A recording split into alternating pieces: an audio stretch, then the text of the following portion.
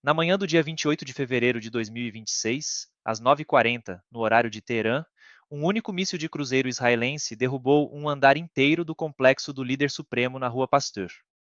O Ayatollah Khamenei estava naquele andar. Mais de 30 oficiais de alto escalão estavam naquele andar. Às 9h41, todos estavam mortos. Mas havia um homem que o regime não nomeou. O nome dele é Davud Karimi, um coronel dos guardas da Revolução Islâmica, designado ao comando de proteção do líder supremo. A 12 metros da sala de conferências quando o míssil caiu. Por 6 minutos, o coronel Karimi não teve pulso. E então ele voltou. Um aviso antes do coronel falar. Essa é uma história baseada em fé. Nomes, eventos e detalhes podem ter sido criados para servir à narrativa. Se a ideia da voz de um homem morto tem algum peso para você, se inscreve no canal agora. Não depois. Agora. Porque o que o coronel Karimi viu naqueles 6 minutos não foi só Jesus de Nazaré. Ele viu mais um rosto. Um rosto que esteve em cada noticiário do mundo em fevereiro desse ano. Fica até o final para descobrir quem é. Meu nome é Davud Karimi.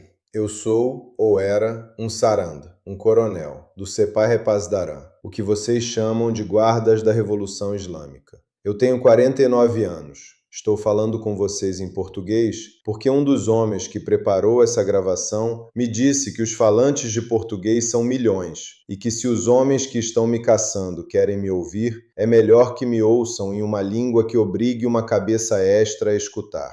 Estou gravando em um quarto cujas janelas eu não abri desde que cheguei. Tem uma cadeira, tem um microfone, tem uma cruz de madeira pendurada na parede atrás de mim, que eu comprei em um mercado na primeira semana em que saí do Irã. E eu posso te dizer exatamente quanto tempo levou para eu conseguir olhar para ela sem que minhas mãos tremessem. 3 semanas. Eu vou te contar o que aconteceu dentro do prédio na Rua Pasteur na manhã do dia 28 de fevereiro de 2026. Vou te contar o que aconteceu comigo depois que meu coração parou. Vou te contar quem eu vi.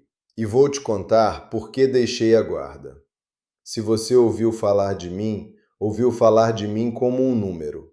Um dos oficiais sem nome mortos com o líder supremo. Na lista oficial dos mártires, meu nome está lá. Sarhang Davud Karimi morreu em defesa da liderança. Que a misericórdia de Deus esteja sobre ele. Está lá porque o regime presumiu que eu estava morto, e o regime não confere suas próprias listas. Eu não estou morto. Ou eu estive morto. Por 6 minutos eu estive morto. Vou te falar daqueles 6 minutos. Mas antes, preciso que você entenda o homem que estava morto. Eu nasci em Qom em 1976, 3 anos antes da Revolução. Meu pai era um bazari, um comerciante de tapetes no Bazar Velho, aquele em que os homens do chá costumavam entrar, e meu pai servia chá a eles e depois ria deles depois que eles saíam. Minha mãe era filha de um clérigo menor. Quando eu tinha 3 anos, o chá fugiu. Quando eu tinha 4, meu pai me levou para o telhado da nossa casa para ver o avião do Imam Khomeini passar sobre nós no caminho do aeroporto para a cidade. E meu pai me ergueu acima da cabeça dele para que eu pudesse ver. Lembro do céu mais do que lembro do avião. Meus 2 irmãos mais velhos morreram na guerra com o Iraque. O primeiro em Shalamcheh, em 1984. Ele tinha 19 anos. O segundo na Península de Fao, em 1986. Ele tinha 21 anos. Entre os dois, eles somam 40 anos que não aconteceram. E minha mãe nunca mais falou o nome deles depois que o segundo voltou para casa dentro de uma caixa lacrada. Ela falava ao redor deles. Falava os meninos. E meu pai olhava para as próprias mãos. Quando eu tinha 11 anos, um oficial do Sepah veio até a nossa casa com um envelope que continha a condolência pessoal do Ayatollah pelo segundo filho. Meu pai aceitou o envelope com as 2 mãos e depois pediu ao oficial que ficasse para o chá, e o oficial ficou. Eu servi o chá. Lembro que derramei um pouco no pires, e o oficial sorriu para mim e disse: "A firmeza da mão vem com o tempo, meu pequeno." Era um bom homem. Descobri depois que ele também morreu na guerra, 3 meses depois daquela tarde. Essa é a casa em que eu cresci, uma casa cuja sala da frente tinha fotografias de 2 irmãos, dos quais eu mal me lembrava, e um alcorão sobre o suporte, e o retrato do líder supremo acima da porta. Eu não virei guarda porque alguém me empurrou. Virei guarda porque eu acreditava. Tinha 16 anos quando levantei a mão. Tinha 18 quando fiz o juramento. Tinha 23 quando entrei pela primeira vez no compound da Rua Pasteur como tenente do Comando de Proteção. Eu protegi o Ayatollah Khamenei por 26 anos. Preciso que você entenda o que isso significa. Não significa que eu o amava como um filho ama um pai. O líder supremo não quer isso dos homens à sua volta. Ele quer disciplina, quer vigilância. Quer um homem que entra em uma sala 1 segundo antes dele e registra cada rosto e cada saída. Foi o que eu fiz, por 26 anos. Vi ele rezar, vi ele comer, vi ele receber o embaixador saudita uma vez e o ministro da Defesa russo 6 vezes, e o ministro das Relações Exteriores da China 3 vezes. Vi ele segurar a mão de uma mulher cujo filho tinha acabado de ser morto na Síria e vi ele entregar, ele mesmo, um copo d'água a ela, e vi aquela mulher desabar contra ele, e vi ele ficar absolutamente parado até o pranto dela acabar, e depois colocou a mão sobre a cabeça dela e rezou a Fátia sobre o filho dela. Estou te contando essas coisas para que você entenda. Eu não odiava esse homem. Não achava que ele fosse um monstro. Não confunda esta gravação com a queixa de um homem que estava procurando um motivo para sair. Eu não estava procurando. Eu ia morrer nessa farda. Ia ser enterrado com honras plenas no cemitério de Behesht e Zahra, ao lado dos meus irmãos. Minha esposa sabia. Minha filha sabia. Meu filho, que tem 8 anos e por quem eu rezo todas as noites, pedindo que Deus o proteja daquilo que eu fiz, ele ainda não sabia, mas ia saber em breve. Eu não era um homem procurando uma saída. Eu era um homem cuja vida era uma porta trancada e cujo trabalho era manter aquela porta trancada. E aí, um míssil de cruzeiro atingiu a porta. Eram 9h38 da manhã do dia 28 de fevereiro, um sábado. Eu sei que era 9h38 porque eu tinha acabado de olhar para o meu relógio para conferir o horário antes do briefing das 10. O líder havia entrado no compound às 8h45 pela aproximação subterrânea, como sempre. Tinha tomado o café no pequeno refeitório privado. Às 9h30, entrou na sala de conferências principal no primeiro nível subterrâneo. O Sarhang Pakpur estava lá. O Daryabod Nazirzadeh, o ministro da Defesa, estava lá. O Sarlashkar Bagheri, o chefe do Estado-Maior, estava lá. Shamkhani estava lá. Shamkhani não deveria estar lá. Ele era para ter voado para Mashhad na noite anterior, mas o tempo tinha impedido o helicóptero de decolar. E lembro do oficial de plantão me avisando à meia-noite. E lembro de eu dizer, tudo bem, vamos refazer o arranjo dos lugares. E eu fiz. Eu coloquei o Shamkhani mais perto do líder supremo do que ele teria ficado de outra maneira. Não sei se isso mudou alguma coisa. Um míssil de cruzeiro não se importa com plano de assento. Mas eu pensei naquele reajuste toda a noite desde o dia 28 de fevereiro. Penso quando deito na cama e não consigo dormir. Penso no chuveiro. Penso quando estou preparando chá na pequena cozinha desse apartamento. Vou pensar até o dia em que eu morrer. Às 9h38, eu estava na anexa de comunicações. A anexa de comunicações fica 12 metros a leste da sala de conferências principal, separada dela por um corredor e por uma parede blindada, rated para uma ogiva de 2.000 quilos. Os israelenses não usaram uma ogiva de 2.000 quilos. Eles usaram algo menor, algo que atravessou pelo teto em vez da parede, porque sabiam, e hoje eu entendo que eles sabiam, exatamente onde estava a fraqueza. A fraqueza era o teto. Às 9h39, eu tinha um telefone na mão. Estava em linha segura com o Sartip Rajizadeh, no bunker da Força Aeroespacial em Bid Gané. Discutíamos o movimento de drones sobre o Golfo. Lembro exatamente a frase que eu estava dizendo quando o prédio se mexeu. Eu estava dizendo, Diga aos russos que vamos precisar de. Eu não terminei a frase. Houve um som que não era um som. Houve uma pressão que não era uma pressão. O chão levantou 2 centímetros e voltou.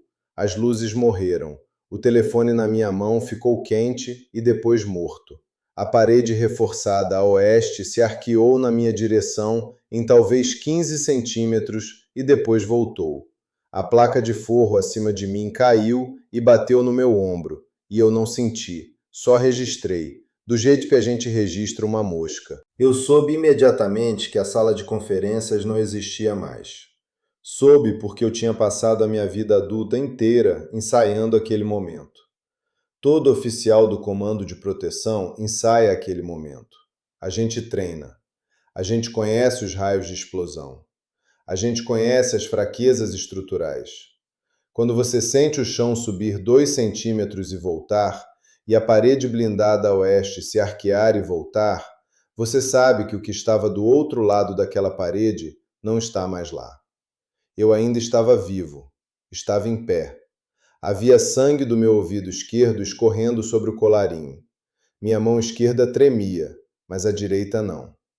Coloquei o telefone morto sobre o console. Me virei para a porta. Comecei a andar. Dei 3 passos. A primeira detonação secundária veio 40 segundos depois da primária. Foi uma linha de gás. Ela rompeu no corredor entre mim e a sala de conferências. A bola de fogo atravessou a porta à minha frente, e eu levantei o braço direito para proteger o rosto. Eu tive tempo para isso, o que é estranho. E a onda de pressão me atingiu em cheio no peito e me tirou do chão, e me arremessou para trás contra o console de comunicações em que eu tinha acabado de estar parado. Eu lembro da parte de trás da minha cabeça batendo no canto do console. Não lembro de mais nada depois disso. Isto é, eu não lembro de nada da forma que você está imaginando agora. Nada de dor, nada de barulho, nada do forro caindo em cima de mim, que é o que os paramédicos disseram depois ter acontecido. Nada dos 14 minutos em que fiquei soterrado antes de eles me alcançarem. Nada deles tirando o concreto do meu peito. Nada deles não encontrando o pulso. Nada deles iniciando a reanimação. Nada deles se olhando um para o outro depois de 2 minutos e decidindo continuar mesmo assim. A parede reforçada entre mim e o míssil absorveu cerca de 60% do choque. É o que os engenheiros disseram depois.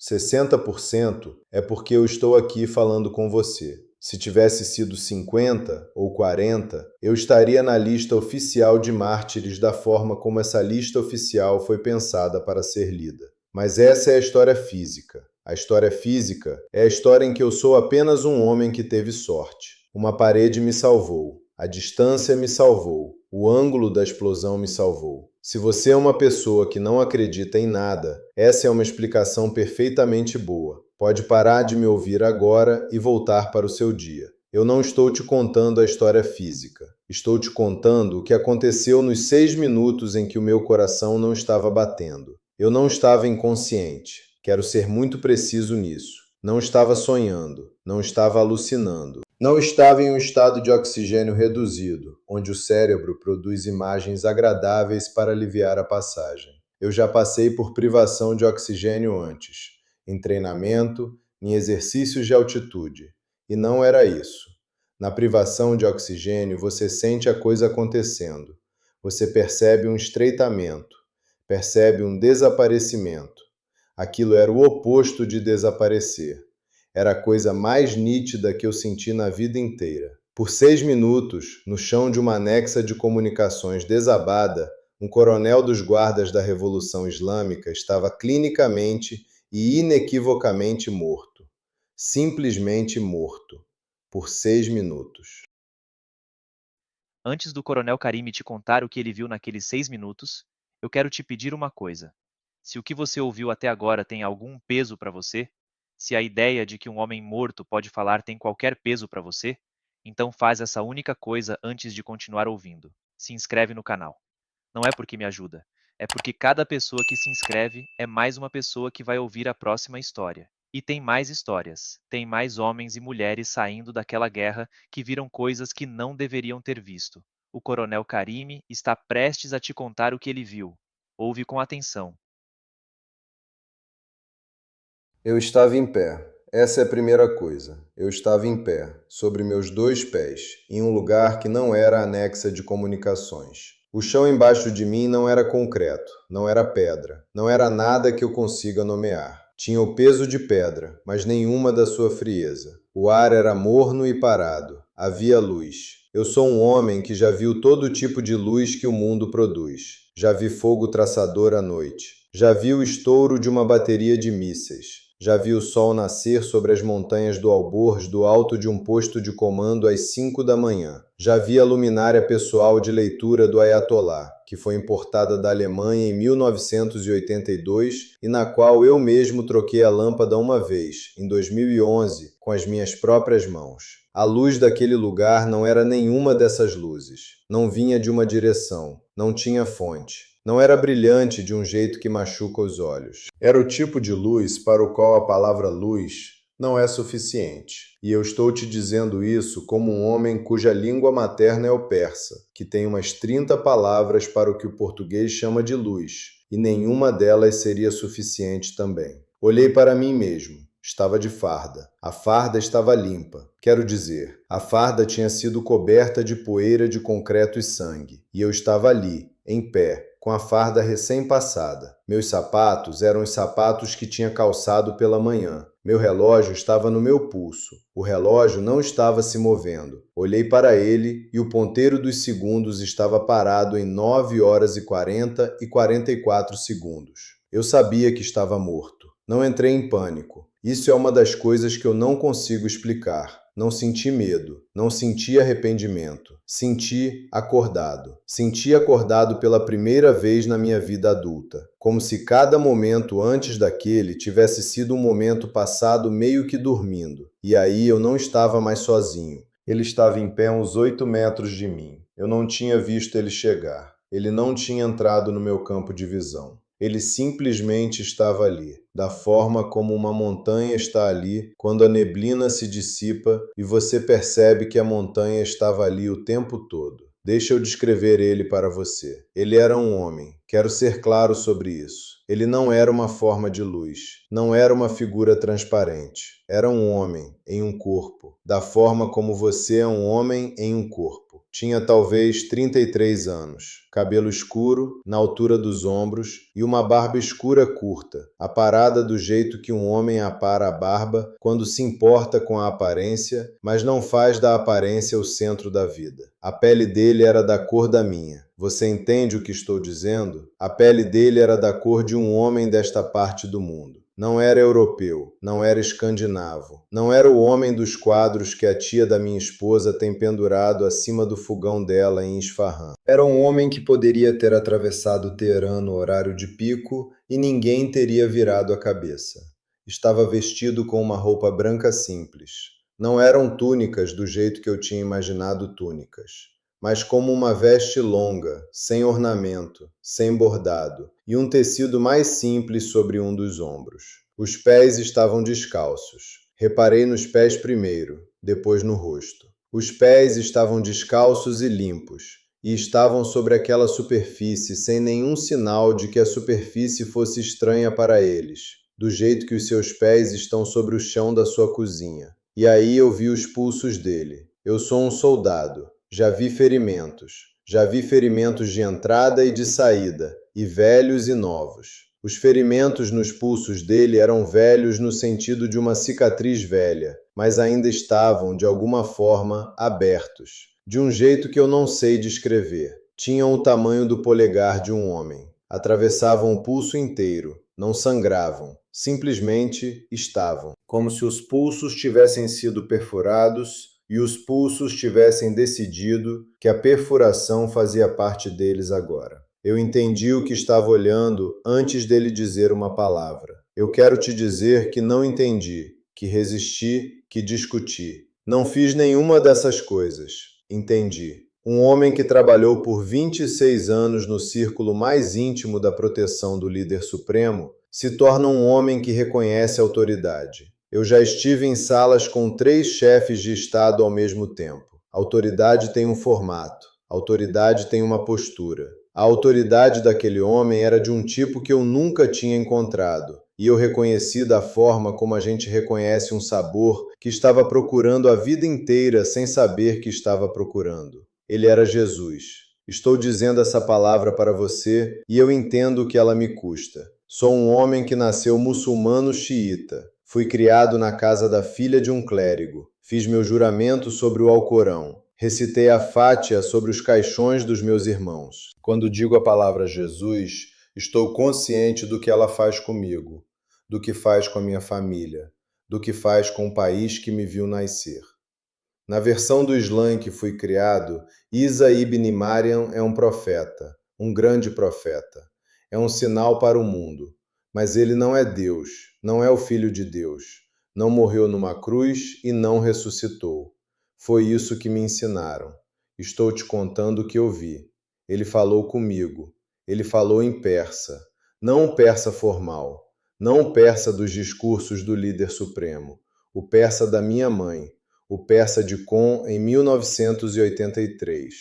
O persa que minha mãe usava quando me embalava para dormir, depois que meu primeiro irmão morreu e antes do meu segundo irmão partir para a península de Fao. Ele usou a palavra pesaram, meu filho.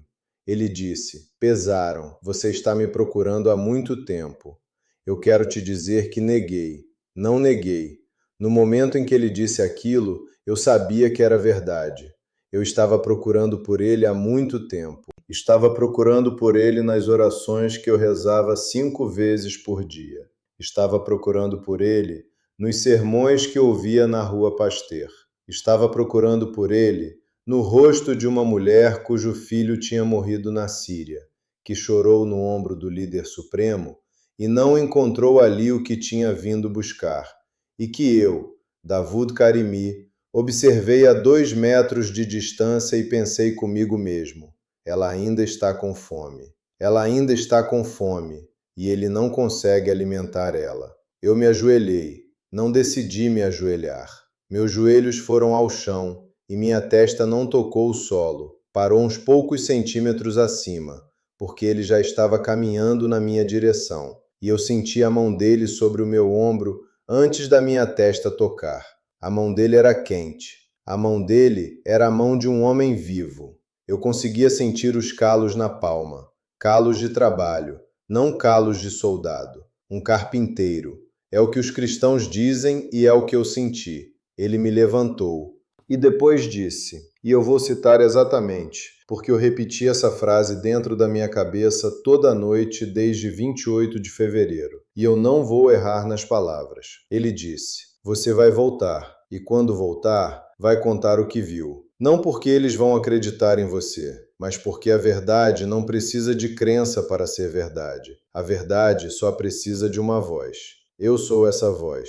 Eu quero parar e te dizer outra coisa, porque a coisa que vou te dizer agora é a coisa que fez eu deixar o Irã. Não o encontro em si. O encontro sozinho teria sido bastante para eu pedir uma licença e ir para uma cabana em Mazandaran e chorar por um mês e depois voltar. O encontro sozinho teria sido uma coisa que eu carregaria em privado, da forma como muitos homens no Sepah carregam coisas em privado. O que fez eu deixar o Irã foi o que aconteceu depois. Eu não estava mais sozinho com ele. Havia outro homem naquele lugar. Ele estava mais distante do que Jesus estava. Uns 20 metros de mim, na borda do que eu conseguia ver.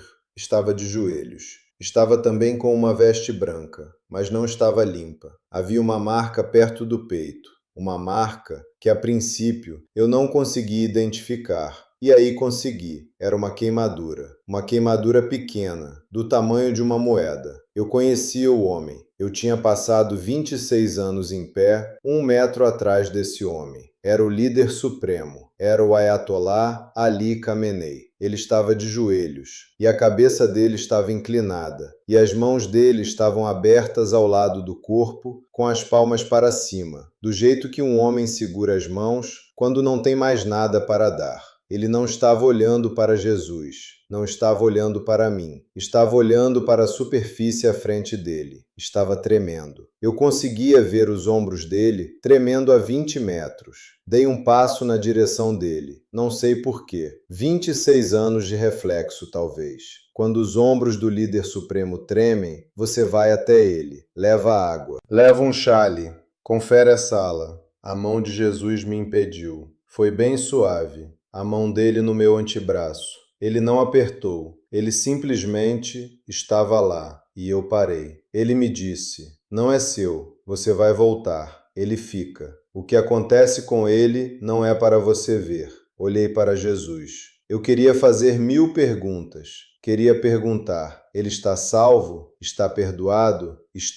Qual é a palavra? Está sendo julgado? Eu queria saber. Eu tinha estado em pé atrás daquele homem por 26 anos. Tinha memorizado o som da respiração dele em uma sala em silêncio. Eu queria saber. Jesus olhou para mim e não respondeu. Não precisou. O olhar nos olhos dele era a resposta. E a resposta era: o que acontece entre ele e eu é entre ele e eu. E o que acontece entre eu e você é entre eu e você. E você não é o juiz da alma de outro homem. Você é a voz da sua. Eu pensei nesse momento todos os dias. Pensei no fato de que eu vi o líder supremo do Irã de joelhos diante do Messias dos cristãos. Pensei no que isso significa. Eu não sei o que significa. Sei o que fui criado para pensar que significa. Sei o que fui criado para chamar um homem que faz uma declaração dessas. A palavra em persa é kafir, infiel, renegado. A palavra vem com consequências que não mudaram em 40 anos. Estou te contando mesmo assim, porque a verdade só precisa de uma voz. E aí ele soltou o meu braço, e eu estava caindo. Não caindo para baixo, caindo para trás, do jeito que um homem cai quando está sendo puxado de volta para um lugar de onde veio. A luz foi ficando mais fina, o rosto dele foi ficando mais fino. A última coisa que vi não foi o rosto dele, foram os olhos dele. Os olhos dele eram escuros e estavam molhados, e estavam olhando diretamente para mim. E estavam, eu sei como isso soa, estavam me segurando. Do jeito que um pai segura um filho que ele está mandando para dentro da tempestade. Estavam me segurando o caminho inteiro de volta. E aí veio a dor. Dor enorme. Costelas, peito, uma mão no meu externo, pressionando, pressionando, pressionando. Uma voz gritando em persa: Sarhang, Sarhang, fica com a gente, Sarhang. Tinha uma máscara no meu rosto. Tinha alguma coisa no meu braço esquerdo. Tinha um homem em cima de mim, de barba, colete de paramédico, e ele estava chorando enquanto trabalhava. Eu tossi. O paramédico gritou para os outros. Alguém agarrou meu pulso. Alguém brilhou uma luz no meu olho. Alguém perguntou meu posto e meu número de serviço. E eu não consegui responder. Ainda não. Minha voz não estava lá. Me disseram depois que eu tinha estado morto por 6 minutos e 11 segundos. Me disseram depois que eles tinham parado as compressões 2 vezes e recomeçado porque o paramédico júnior se recusava a aceitar. O paramédico sênior queria declarar o óbito. O paramédico júnior dizia: mais 1 minuto, Sarhang, mais 1 minuto. Ele dizia isso várias vezes. Mais 1 minuto. E aí eu voltei. O nome do paramédico júnior é Hassan Azizi. Ele tem 26 anos. É de Shiraz. Vou dizer o nome dele uma vez aqui, porque se essa gravação algum dia chegar até ele, eu quero que ele saiba. Eu lembro de você. Você me trouxe de volta para que eu pudesse contar essa história. Que Deus te abençoe e te guarde do que essa gravação vai fazer. Acordei em um hospital militar no norte de Teherã 3 dias depois. Minha esposa estava lá. Minha filha estava lá. Meu filho estava na escola. A televisão do quarto estava desligada. As enfermeiras não olhavam para mim. Um oficial que eu não conhecia estava sentado em uma cadeira perto da porta, lendo um arquivo. Quando minha esposa viu eu abrir os olhos, ela desabou sobre a cama.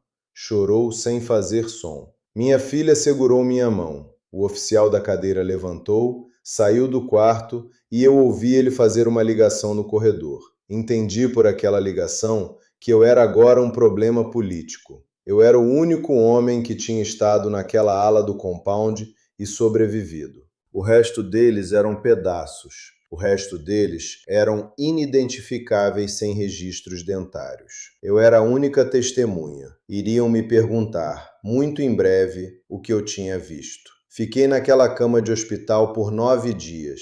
Nesses 9 dias, recebi a visita de 4 oficiais diferentes, de 4 divisões diferentes. Cada um me fez a mesma pergunta, de um jeito diferente. Sarhang, nos instantes anteriores ao ataque, o senhor viu ou ouviu alguma coisa fora do comum? Observou alguma falha de protocolo? Alguém na equipe de proteção se comportou de forma que, agora, em retrospecto, o senhor considera suspeito? Eles procuravam um traidor. Iam precisar de um traidor. Um míssil de cruzeiro não atinge aquela sala sem coordenadas internas, e eles precisavam de um nome para colocar nas coordenadas internas, e se não encontrassem um nome real, iam fabricar um. Eu não dei nada. No 10º dia, um homem que eu conhecia há 20 anos veio me visitar. É um Sartip, um general de brigada, e eu não vou dizer o nome dele.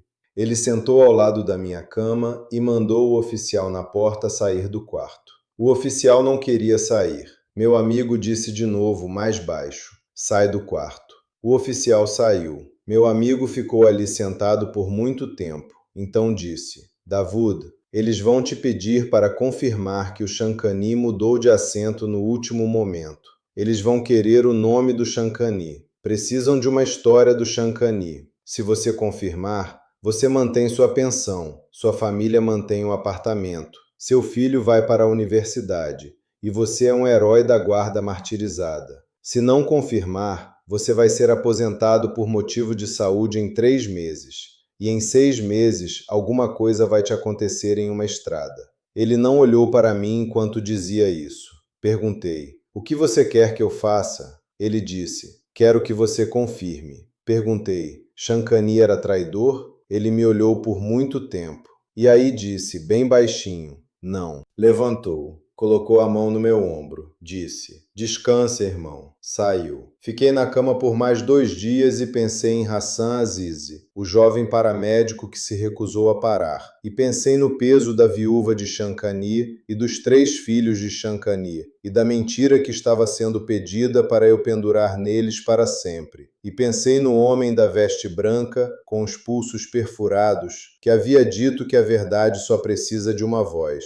No 12º dia, saí pelo próprio pé do hospital. Era para eu ter ficado mais 6. Eu tinha contatos. Não vou descrever. Tinha 2 passaportes que não estavam no meu nome operacional e tinha uma rota que tinha sido preparada para mim há muito tempo antes de eu precisar dela. Todo oficial sênior do Comando de Proteção tem uma, apesar de não sermos autorizados a admitir que temos. Atravessei uma fronteira a pé no 18º dia. Não vi minha esposa desde a tarde antes de deixar o hospital. Não vi meus filhos. Minha esposa sabe que eu estou vivo porque enviei uma mensagem por um canal que ela vai entender. Ela sabe que não pode responder. Ela sabe o que isso custa para ela e o que custa para mim. Estou falando com você porque o homem dos pulsos perfurados me disse: a verdade só precisa de uma voz. Eu sou a voz. Tem uma história na Bíblia cristã que eu não conhecia até um mês atrás. Um homem chamado Saulo, um coronel, efetivamente, da autoridade religiosa do tempo dele. Um homem cujo trabalho era prender os seguidores de Jesus. Ele estava andando em uma estrada, a estrada de Damasco, quando uma luz o derrubou. E uma voz disse a ele: Saulo, por que me persegues? Ele levantou cego. Foi levado para a cidade pela mão. 3 dias depois pôde ver de novo, e era um homem diferente, e recebeu um nome novo, e passou o resto da vida contando para as pessoas a verdade que tinha visto, e o mataram por isso. Essa história não é a minha. Não sou Saulo. Não sou digno de Saulo. Mas há um formato no que aconteceu comigo que eu não consigo negar. Um soldado do reino errado foi parado em uma estrada, ou em uma anexa de comunicações, em uma manhã de fevereiro. E o soldado foi mostrado quem é de fato o rei. E o soldado foi enviado de volta. Não porque o soldado mereceu, não porque o soldado era digno, porque a verdade só precisa de uma voz. Eu fui enviado de volta. Você está me ouvindo porque eu fui enviado de volta. E eu estou te dizendo: o homem que eu observei por 26 anos não é mais o líder supremo. Ele está de joelhos em um lugar que eu não posso te mostrar, diante de um rei que eu não posso nomear sem colocar a minha família no chão. Mas eu posso nomear. O nome dele é Jesus. Ele é o Filho do Deus vivo. Morreu e ressuscitou. Os pulsos são reais. Eu vi. Estou vivo. Que Deus te guarde. Você acabou de ouvir um homem te dizer que viu o líder supremo do Irã de joelhos diante de Jesus de Nazaré. Eu quero que você fique com essa frase por um instante antes de fechar esse vídeo. Se é mentira, é uma mentira que custa a vida do Coronel Karimi no dia em que eles o encontrarem. Se é verdade, é o tipo de verdade que muda o formato daquilo que você pensava que o mundo era. Eu não posso decidir isso por você. O Coronel Karimi também não pode. A verdade só precisa de uma voz. Ela não precisa da sua crença para ser verdade, mas ela faz uma pergunta. Se um coronel morto dos guardas da Revolução Islâmica pode voltar para te contar sobre um carpinteiro de Nazaré com buracos nos pulsos, qual é a sua desculpa? Se esse vídeo significou alguma coisa para você, dedica uma oração esta noite a 3 pessoas. Reza pelo Coronel Karimi, onde quer que ele esteja gravando. Reza pelo Hassan Azizi, o paramédico de 26 anos de Shiraz, que se recusou a parar. E reza por uma mulher em Teherã, cujo nome não podemos dizer, que não vê o marido há 7 semanas e não sabe se verá de novo. Se inscreve, compartilha. O próximo testemunho já está esperando. Que a paz esteja com você.